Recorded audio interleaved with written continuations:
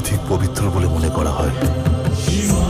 কিন্তু বছরে তো আরো মাস আছে যাদের নিজ নিজ মাহাত্ম্য রয়েছে। তাহলে শ্রাবণ মাসই সর্বাধিক প্রিয় কেন?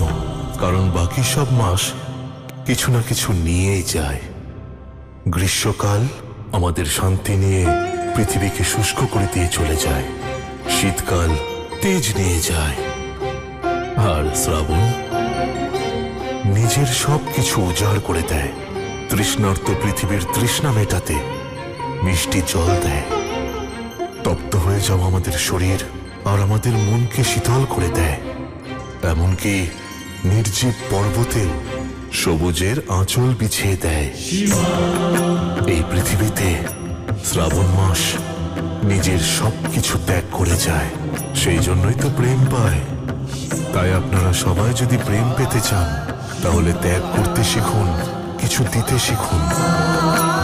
শ্রাবণ মাসের মতন উষ্ণতার সঙ্গে লড়াই করে পরীক্ষা দেবেন, তবেই সবাই আপনার পুনরায় ফিরে আসার জন্য অপেক্ষা করবে।